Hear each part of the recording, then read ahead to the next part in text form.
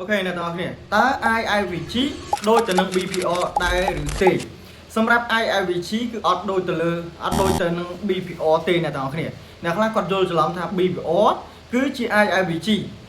IVG បូក IVG គឺជា BPO ទេអ្នកទាំងអស់គ្នាមិនមែន IIVG ទេអញ្ចឹងខ្ញុំមកប្រាប់ពីរបៀបនៃការចាប់ IIVG អូខេអ្នកទាំងអស់គ្នាឥឡូវខ្ញុំមកប្រាប់ពីរបៀបនៃការចាប់ IIVG អញ្ចឹង IIVG យើងឃើញថា IVG នៅខាងឆ្វេងដៃអញ្ចឹងនៅខាងឆ្វេងដៃនេះគឺជា IIVG នេះអ្នកទាំងអស់គ្នាអញ្ចឹងខ្ញុំសូមលុបនេះសិនអូខេអញ្ចឹងយើងឃើញថានេះទៀនមួយនេះគឺជាទៀន IVG ដែល IVG អត់ទាន់បានចាក់យកទេពេលដែលទៀននៅខាងស្ដាំដៃយើងនេះវាមានការធ្វើការឡើងទៅខាងលើជាទម្រង់ uptrend អញ្ចឹងវាឃើញថា candle របស់វា close ជា bullish រហូត close ជា bullish វាមានការកើនឡើងដល់ពេលអញ្ចឹងវាអត់បានចាក់យក IVG នេះទេវាបានបុកផ្ដាច់ដល់ពេលបានបុកផ្ដាច់ទៅខាងលើពេលដែលវាចុះមកជើងទៀតវាបានមកចាក់យក IIVG មួយនេះគឺជា IIVG យើងសេមកអូខេអញ្ចឹងពេលដែលផ្សារចុះមកចាក់យក IIVG នេះបានវាធ្វើការធាក់ឡើងទៅខាងលើកម្លាំងធាក់របស់វាអញ្ចឹងកន្លែងចូលផ្សាររបស់យើងគឺនៅតំបន់ IIVG មួយនេះអញ្ចឹង IIVG អ្នកខ្លះតែងតែយល់ច្រឡំថា IIVG ដូចតែ BPO ដែរ BPO អានេះក៏ IVG អាខាងនេះក៏ IVG បូកចូលគ្នាវាជា BPO អ្នកខ្លះគាត់យល់ច្រឡំថាចុយ IVG BPO តែមួយទេមិនមែនទេអ្នកនរគ្នា IVG គឺនៅខាងឆ្វេងដៃដែល IVG មិនសល់ទុកអត់ទាន់បានចាក់យកអញ្ចឹងពេលដែលវាចុះមកជើងទៀតគឺវាចាក់យកហើយអានេះទម្រង់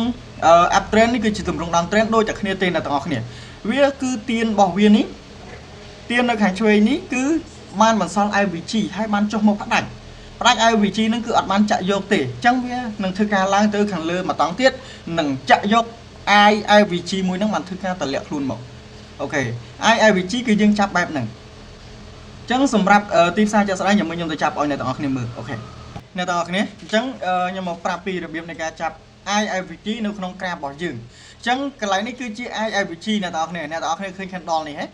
candle បកគោទៀនberry នេះយើងឃើញថាទីផ្សាររបស់យើងអត់ទាន់ចាក់យកទេអត់ទាន់ឃើញថាទៀនមួយណាចាក់យកទេអញ្ចឹងអានឹងហើយគឺជា IIVG ដែលបន្សល់ទុកអ្នកទាំងអស់គ្នាឃើញអត់ពេលដែល IIVG ចាក់យកពេលដែលចាក់យកមកដល់ធ្វើ IIVG នេះឃើញមានការឡើងបុកឡើងទៅខាងលើអញ្ចឹងអ្នកខ្លះថាមិនបានស្តៀងទៅ BPO យើងឃើញថាកន្លែងនេះក៏វាមានបន្សល់ដែរបន្សល់ IVG ដែរអ្នកខ្លះថា IVG នៅហ្នឹងប៉ុន្តែពេលដែល IVG នេះដែលនៅបន្សល់ទុកយើងឃើញថាទៀនពីរនេះរត់ឆ្លងកាត់គ្នាបែបនេះឃើញរត់ឆ្លងកាត់គ្នាបែបហ្នឹងដោយមិនប៉ះគ្នាអញ្ចឹងអាហ្នឹងហើយគឺគេហៅ IIVG អ្នកទាំងអស់គ្នាសម្រាប់ BPO តតា IVG និង IVG ហ្នឹងវាស្មើគ្នាបានគេហៅ BPO អូខេអញ្ចឹងដោយសម្រាប់នេះអានេះគេហៅថា BPO ឃើញវាអ្នកទាំងអស់គ្នាឃើញទេឃើញវាស្មើគ្នាអញ្ចឹងណាពីអានេះមកហើយទៀននេះឃើញស្មើគ្នាចេះ IVG ស្មើគ្នាទៀនអត់រត់កាត់ទេអាហ្នឹងហើយគេហៅថា BPO អញ្ចឹងបែងចែកឲ្យដាច់អូខេអញ្ចឹងសម្រាប់មេរៀនហ្នឹងមានតែប៉ុណ្្នឹងទេអូខេអរគុណច្រើនបាយ